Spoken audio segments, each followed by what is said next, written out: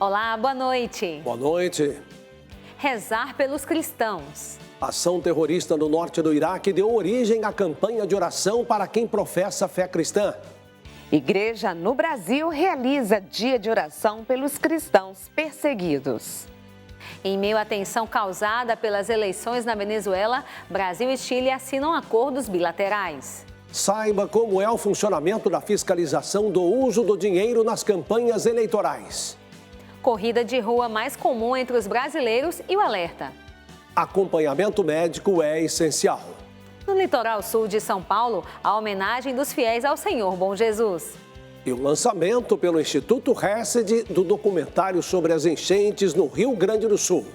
Está no ar o Canção Nova Notícias. A serviço da vida e da esperança.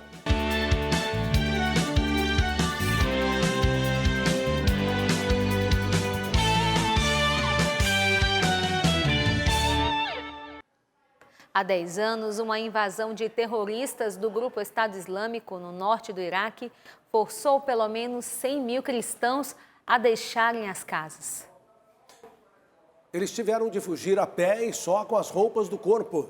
Esta situação deu origem ao Dia de Oração pelos Cristãos Perseguidos, realizado desde 2015. Esse ano, a campanha de oração vem acompanhada de um vídeo sobre o assunto. 6 de agosto, Dia de Oração pelos Cristãos Perseguidos. A liberdade religiosa é violada de forma grave em 61 países. Pessoas são assassinadas e sequestradas por causa da fé em 40 países. 62% da população mundial vive em países com violações graves ou gravíssimas da liberdade religiosa. A ACN ajuda a igreja que sofre, socorre os cristãos que são privados de viver livremente a sua fé. Mais do que isso, a ACN convida você a rezar pelos cristãos que sofrem perseguição. No dia 6 de agosto, participe do Dia de Oração pelos Cristãos Perseguidos.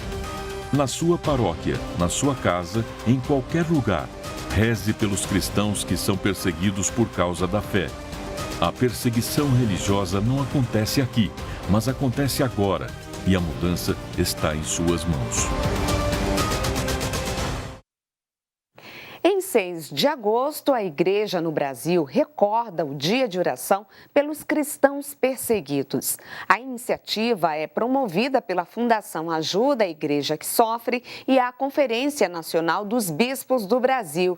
Nesse dia, os cristãos são convidados a orar e apoiar projetos pastorais em locais de extrema necessidade e onde a Igreja é perseguida. A perseguição aos cristãos se ampliou pelo mundo. O norte da África tem sofrido bem mais um acentuado crescimento de terrorismo, de perseguição e de sofrimento. Claro que também na região do Oriente Médio, em comunidades como Síria, como o Iraque, ainda sofrem muito. Com o apoio da Conferência Nacional dos Bispos do Brasil, a Fundação Ajuda a Igreja que Sofre atua em vários países. Oferece ajuda aos cristãos privados de professarem a sua fé e promove iniciativas de oração, com convite a todos para que rezem pelos perseguidos. Desde 2015, a ACN promove em todo dia 6 de agosto um dia de oração pelos cristãos perseguidos. Em 2024, a 10ª edição faz memória dos 10 anos de invasão do Iraque pelo Estado Islâmico. Eles são forçados, obrigados a deixarem o norte do Iraque e deixam tudo para trás. Mas levam consigo toda essa experiência de dor, de medo, foram entregando suas vidas para que outros também possam ter vida. Então, para nós, é um dia de comunhão. Este ano, a foto do cartaz da Fundação Ajuda a Igreja que Sofre retrata as mães cristãs de Camarões, na África. Elas tiveram seus ouvidos mutilados, um alto preço por acreditar e anunciar Jesus. Recebemos a cada dia relatos de acontecimentos, de situações. Muitas vezes não pedem nenhuma ajuda material. Rezem por nós para que nós não vacilemos na fé. Este é um dia de sensibilização. Então, rezar é poder também abrir o coração para que Deus possa comunicar a sua mensagem. Agora a gente muda de assunto para falar sobre as corridas de rua, que estão cada vez mais populares no Brasil. Em 2023, a empresa Ticket Sports registrou mais de 1 milhão de pessoas inscritas em eventos esportivos. Destas, cerca de 80% estão nas maratonas. Nossa equipe mostra o que fazer para começar a prática. Há 2 anos, após sentir dores no corpo causadas pelo sedentarismo, Paula resolveu praticar exercício físico e começou com a corrida. A corrida ela trabalha com todos os sentidos assim do corpo e a cabeça funciona muito melhor. A gente nunca entra numa corrida e sai da mesma forma. A corrida de rua está cada vez mais comum entre os brasileiros, mas ao mesmo tempo que o exercício faz bem à saúde, especialistas alertam que o acompanhamento médico para a prática é essencial. Se ela começa a fazer exercício, pode ser que ela venha a estressar demais, o corpo, como articulações, tendões, músculos. Então é importante que ela faça um check-up, que ela entenda como está o estado inicial de saúde. Então imagine que um atleta de final de semana que não fez seu check-up, não sabe que tem uma doença cardiovascular ou uma propensão para uma arritmia, ele pode desenvolver uma arritmia grave durante a atividade física, nesse consumo de uma maratona, por exemplo. Por isso, a dica para quem quer correr é seguir os treinos conduzidos por um profissional e realizar um check-up. Vai ver se o colesterol tá bom, vai ver se a glicemia tá boa, se tem algum outro problema de saúde que possa até impactar no seu rendimento na atividade física, um eletrocardiograma, teste ergométrico ou o ergospirométrico. É importante que eu vá respeitando os sinais do meu corpo e não tenha pressa. Aos poucos eu vá subindo esse volume. É importante a gente variar tempo de treino com a intensidade. A recuperação adequada, a recuperação é muito importante também, não é treinar todo dia que vai fazer com que você melhore. E com toda a preparação necessária, a corrida pode ser um exercício aliado ao bem-estar. Com treino e acompanhamento, Paula hoje se sente realizada por já ter corrido uma maratona de 40 quilômetros. Com relação à alimentação, sono, durmo muito melhor hoje, sou uma melhor mãe, uma melhor esposa, eu acho que só benefícios. Bom, essas são as notícias daqui de São Paulo. Amanhã a gente está de volta com outras informações direto da capital paulista, logo depois do Sorrindo para a Vida. Em meio à tensão causada pelas eleições na Venezuela, o presidente Luiz Inácio Lula da Silva faz visita de Estado ao Chile. No encontro com o presidente chileno, Lula assinou acordos bilaterais de integração entre os dois países. O Chile é o terceiro maior parceiro comercial do Brasil, com mais de 12 bilhões de dólares em negociações anuais. Lula participou de reuniões com 2 ex-presidentes chilenos e de um fórum com empresários do país. Durante o encontro, o governo brasileiro assinou 19 acordos bilaterais, entre eles um plano para facilitar o fluxo de turistas, um termo de cooperação técnica para a certificação de orgânicos e o reconhecimento recíproco das carteiras de habilitação. O Chile é destino de grande parte das exportações de petróleo, carne bovina e automóveis. O acordo do Brasil e Chile tem aumentado de mais de 30%, o que é inédito em relação a outros países. E temos a convicção que essas cifras podem continuar a crescer. A visita da comitiva brasileira ao Chile foi encerrada com o lançamento da pedra fundamental do Centro Espacial de Santiago. Lula destacou a importância da união entre as nações da América Latina e a necessidade de enfrentar juntos os desafios climáticos. O incêndio de 2023 no Chile e as enchentes deste ano no sul do país, do Brasil, põe em xeque o negacionismo climático e reforça a necessidade de cooperação entre nós. Gabriel Boric rejeitou o resultado das eleições na Venezuela e viu os diplomatas chilenos expulsos do país. Já o governo brasileiro adotou uma postura mais branda. Lula não tomou posição e pediu a apresentação das atas das eleições venezuelanas. O respeito pela soberania popular é o que nos move a defender a transparência dos resultados. Os recursos utilizados pelos partidos políticos nas campanhas eleitorais desse ano serão monitorados pelo Conselho Federal de Contabilidade, assegurando que sejam administrados e registrados corretamente. Entenda como essa fiscalização contribui para a transparência das contas públicas. O Conselho Federal de Contabilidade, em parceria com os conselhos regionais, tem um papel importante na fiscalização das contas eleitorais. Este órgão atua para assegurar que todas as práticas financeiras nas campanhas eleitorais estejam em conformidade com a legislação.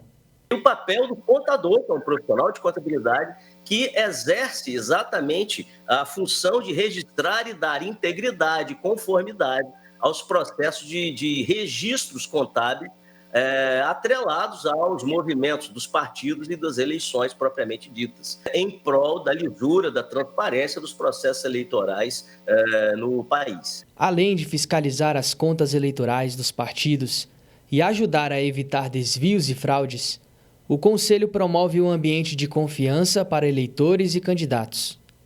Um artigo publicado pelo próprio Conselho Federal de Contabilidade informa que existe um projeto no Senado para que o profissional de contabilidade seja retirado das campanhas. O que precisa é que os dirigentes dos partidos políticos, os políticos, aprendam a valorizar mais essa contribuição, né, e usem essa contribuição, né, da contabilidade, dos contadores, para adquirir mais transparência e, portanto, a sociedade deve sim estar atenta para cobrar, não é, dos políticos uma atuação mais transparente no que diz respeito ao uso do dinheiro público nas eleições.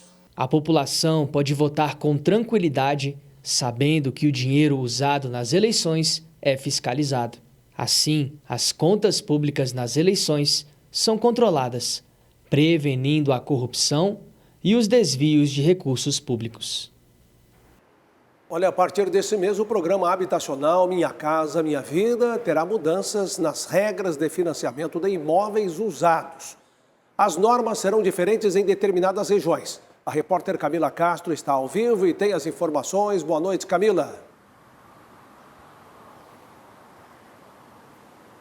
Olá, muito boa noite. As novas regras devem começar a valer a partir de 16 de agosto, data em que as mudanças serão publicadas no Diário Oficial da União. Segundo o governo federal, haverá alteração na cota de financiamento dos imóveis usados da faixa 3, destinada às famílias com renda de 4 a 8 mil reais. A expectativa é de que apenas metade do valor do imóvel seja usado para financiamento no Sul e no Sudeste. Nas demais regiões, Norte, Nordeste e Centro-Oeste, a cota de financiamento será de 70%. Hoje, o financiamento pode chegar até 80%, dependendo da região. Outra mudança é que o valor total do imóvel que pode ser financiado pelo programa cairá de 350 mil para 270 mil reais. Em abril, o governo fez um ajuste nas regras para os imóveis usados, elevando o valor da entrada de 25% a 30%, dependendo da renda familiar, nas regiões Sul e Sudeste. No início do ano, o presidente Lula anunciou a contratação de 112 mil moradias dentro do programa. A expectativa da União é investir 11 bilhões de reais. Ao todo, 2024 deve fechar com quase 600 mil financiamentos, o maior da história. Essas são as informações hoje aqui de Brasília. Eu volto com vocês. Uma ótima noite. Boa noite para você também, Camila. Muito obrigado. Dezembro, janeiro e julho são considerados os mais propícios para o período de férias de muitos brasileiros. A alta temporada nesses períodos contribui de modo significativo com o setor de turismo, comércio e de serviços.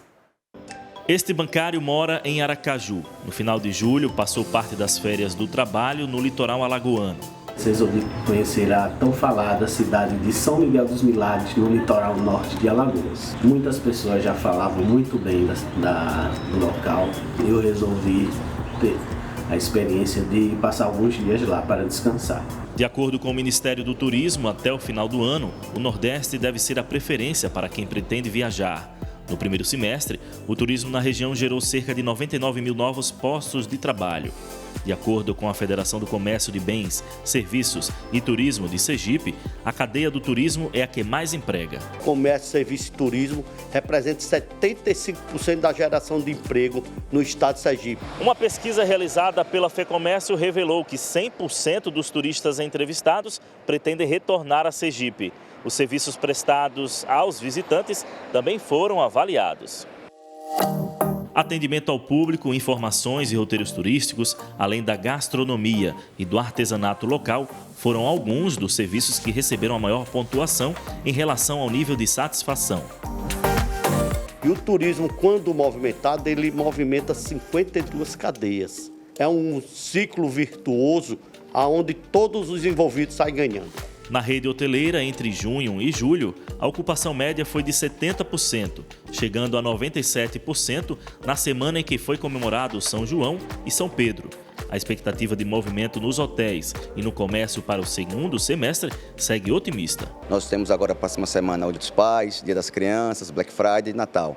Então a gente fica muito esperançoso com essas vendas. A gente sabe que as férias estimulam um outro setor que consequentemente reflete no comércio.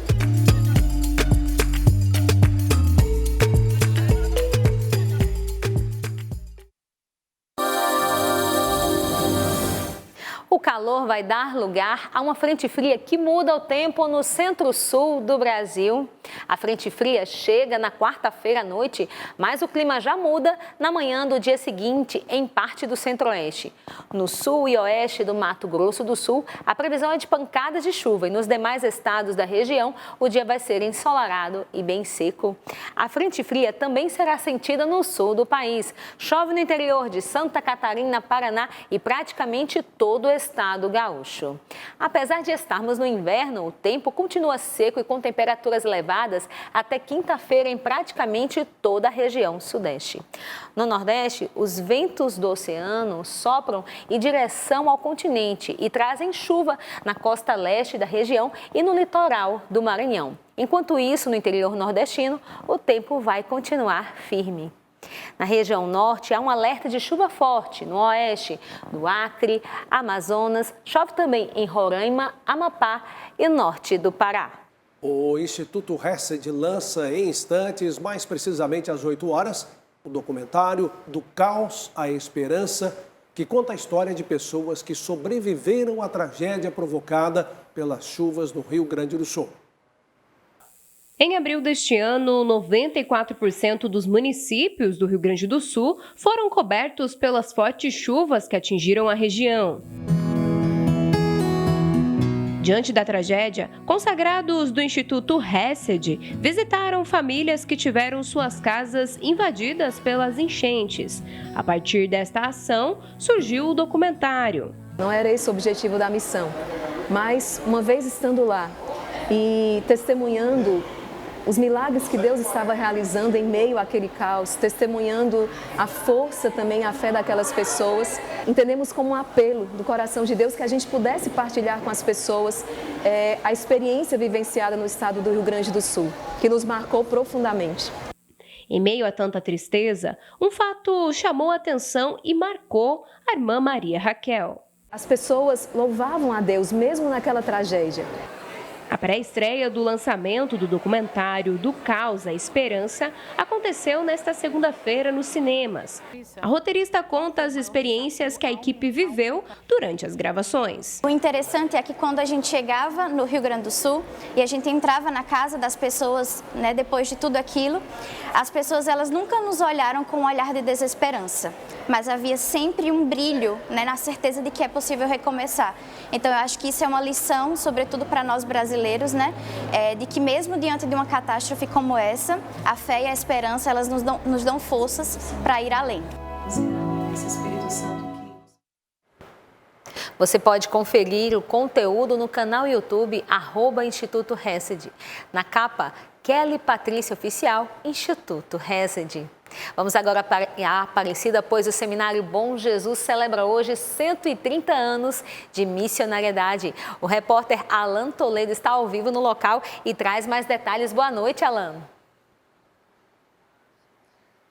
Boa noite, Mauricéia. Quem passa pela Via Dutra sentido São Paulo, no trecho de Aparecida, pode observar ao seu lado direito um prédio renascentista, coberto por tijolinhos à vista. Esse é o Seminário Bom Jesus, que completa 130 anos de sua missão. Por aqui já passaram 3 papas e o local é repleto de bênçãos para a Igreja Católica, pois é o formador de novos sacerdotes. Agora há pouco eu conversei com o padre Renan, que é o reitor deste seminário e que contou alguns momentos importantes dessa história. Quando esse prédio foi construído, logo em seguida ele foi ocupado pelos preferidos de Deus, que são os mais pobres. Aqui funcionou um orfanato, aqui funcionou um asilo. Madre Paulina, nossa Santa Paulina, esteve aqui. Depois, o seminário se deu de várias formas, com vários grupos, até a visita de São João Paulo II em 80, a visita do Papa Bento XVI em 2007, a visita do Papa Francisco em 2013. Então, sim, nós tivemos a visita de várias pessoas especiais, mas cada pessoa, cada ser humano que entra aqui é um dom de Deus, porque o Evangelho de hoje diz assim, Deus dizendo de Jesus, este é meu filho amado. E essa fala se repete para cada um de nós, então cada um de nós é um filho amado de Deus, cada um de nós é um tijolinho vivo dessa obra. Daqui a pouco, às 7h30 da noite, acontece a Santa Missa em celebração aos 130 anos desta missão. Toda a comunidade foi convidada e também alguns sacerdotes que por aqui foram formados. Como vocês podem ver ao meu redor, a comunidade já está chegando e tomando seus assentos para participar desse momento histórico. Com imagens de Messias Junqueira, eu fico por aqui. Uma boa noite para vocês. Que beleza de festa, hein? Obrigada, Alan. Boa noite. Começaram nas unidades sociais da Fundação João Paulo II as atividades escolares do segundo semestre.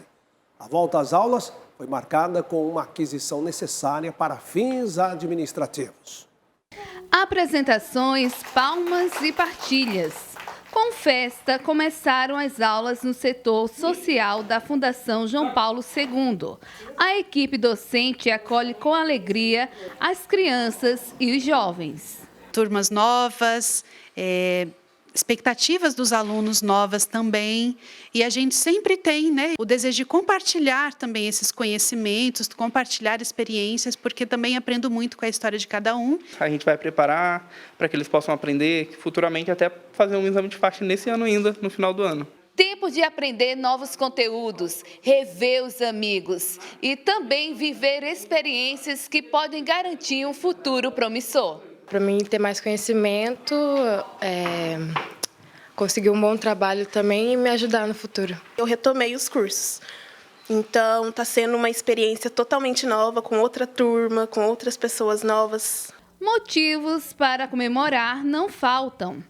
Um deles é a conquista de um carro. Como parlamentar, representando as pessoas, sendo católica, sendo cristã, eu entendo que eu preciso ajudar projetos sociais como esse. Por isso, destinamos esse veículo, esse carro que vai ser de tamanha importância na assistência social dessas pessoas. O diretor executivo da Fundação João Paulo II falou da contribuição que o veículo traz para o setor administrativo da Rede de Desenvolvimento Social. Nossa rede vem crescendo e quando vem crescendo nós precisamos dar o atendimento e levar os nossos assistentes sociais, a nossa equipe até a casa das pessoas que são atendidas por todos nós. Isso vai facilitar muito, nos ajudar muito na agilidade do nosso trabalho administrativo, melhorar o nosso trabalho voltado para o público que nós atendemos. Uma sessão solene realizada pelo Poder Legislativo do Paraná marcou a noite de ontem de homenagens à comunidade Canção Nova em Curitiba. Líderes religiosos, autoridades e fiéis acompanharam a cerimônia que reconhece as 2 décadas de missão evangelizadora na capital paranaense. A noite festiva teve discursos emocionantes, testemunhos de fé e oração. Lideranças religiosas e fiéis celebraram o legado de 20 anos de evangelização na capital paranaense. A Assembleia é uma casa de leis que presta reverência, que reconhece essa importância, esse aniversário de 20 anos, que quer que a Canção Nova continue o seu trabalho, que é muito bom e que ainda cresça esse trabalho, Alcançaram muitos corações e mentes e especialmente consolar os sofridos. fizeram muito. Sou grato por isso.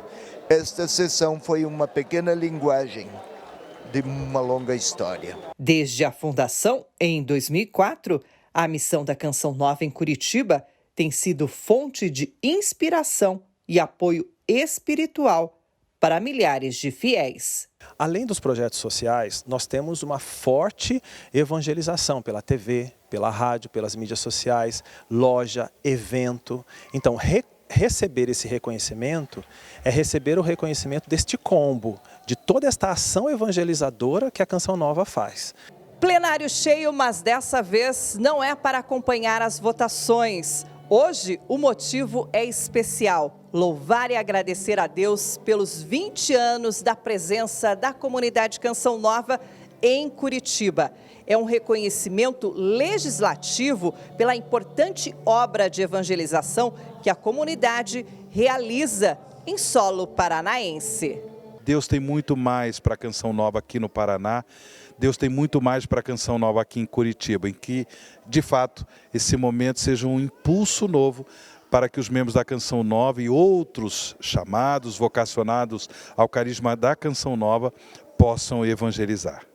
Testemunho do amor e da fé que une a comunidade. Uma história que continua a transformar vidas. E eu vejo a grandeza de quantas pessoas que durante esses 16 anos que eu estou lá, foram alcançadas por esse carisma tão lindo e tão gratificante.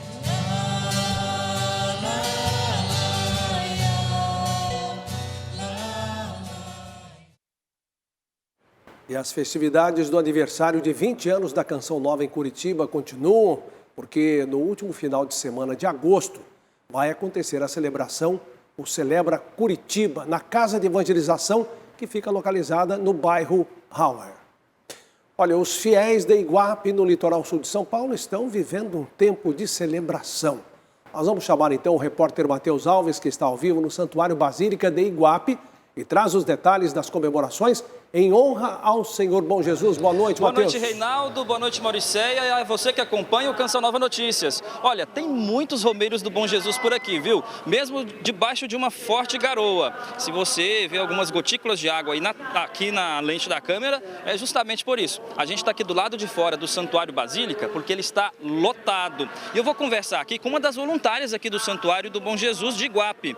Andréia, conta pra mim, foram dias intensos por aqui, né? Intensos, de grande comoção, muitos fiéis, muitos peregrinos, romeiros, e o que eu percebo vem cheio de gratidão, de fé, de esperança. Eu fico muito comovida. Cada ano é diferente.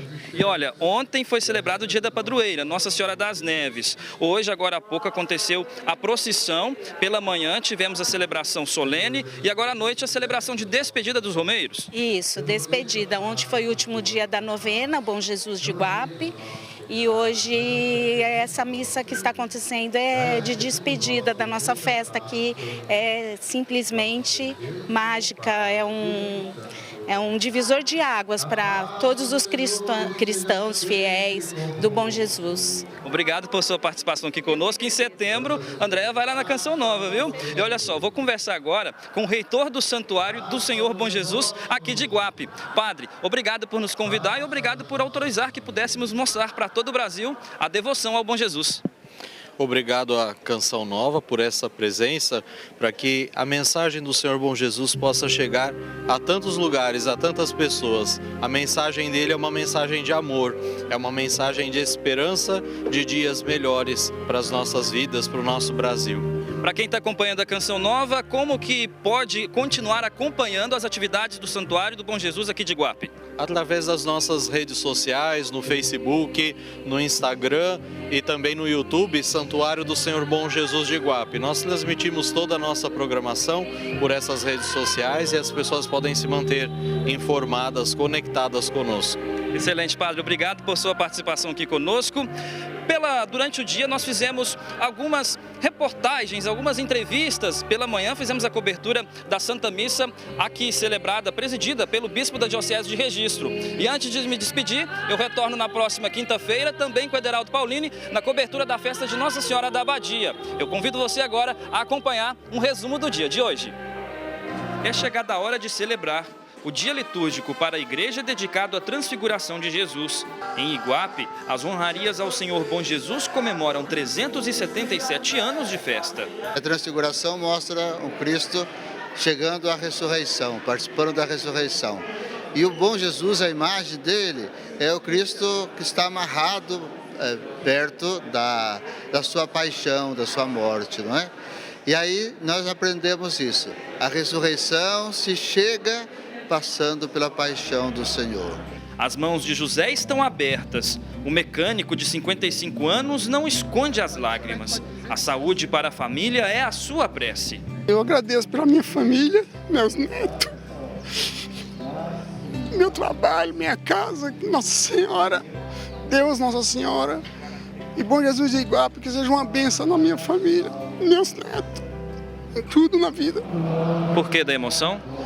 É a emoção de estar aqui no Santuário do Bom Jesus de Iguape, porque a caminhada a descer essa serra e chegar aqui não é fácil. Encontrada em meio às ondas do mar, sendo arrastada para a praia, a imagem do Bom Jesus hoje está em um nicho, no centro do altar. No fundo da basílica, uma escada permite o acesso dos romeiros. Orações e preces são feitas bem pertinho da imagem. Os números oficiais da festa religiosa representam 4 vezes mais ao de habitantes de Iguape. Cerca de 120 mil pessoas participaram da novena nesses dias. Tantas histórias, tantos testemunhos de fé e um grupo de romeiros muito mais denso, maior do que nos últimos anos. Não importa a direção, as decisões tomadas, o passado, o pecado. Às vezes a nossa vida se encontra com um nó, basta uma atitude para desfazê-lo. E por mais que seja desfeito, ainda existem portas para ser abertas. E a nossa vida ainda se encontra numa cortina. E ao abrir, se deparar com o amor de Jesus. Após a decisão, o olhar de amor em que Ele nos recebe, transmitido pela imagem do Senhor Bom Jesus, é acolhedor. Como um pai olhando para o filho depois de tanto tempo. Esse amor tocou Otávio, natural da Venezuela. Há 2 anos foi forçado a sair de seu país. Morando no Brasil, nunca foi uma pessoa de fé. Depositava sua confiança em pessoas que mais tarde o abandonaram. Desde que saí do meu país, da minha casa, eu lutei muito, sofri muito por causa da fronteira que estava fechada naquele tempo. Eu quase morri desfaqueado. Mas agora que eu estou aqui, eu senti que foi Deus que me protegeu. Porque não tem uma explicação de como eu me livrei daquilo lá. Aí, minha vida, desde então, foi tipo sem rumo, caminhando só por caminhar, só que agora eu estou entendendo que eu estava caminhando com o olho fechado, mas Deus era que me guiava até chegar até aqui.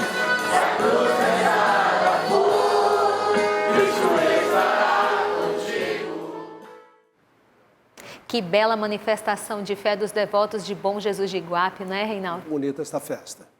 Olha, assista em instantes ao programa Pra Ser Feliz com o padre Adriano Zandoná. Às 9 tem Reinflama e às 10 o PHN. Boa noite, paz para você. Boa noite e até amanhã.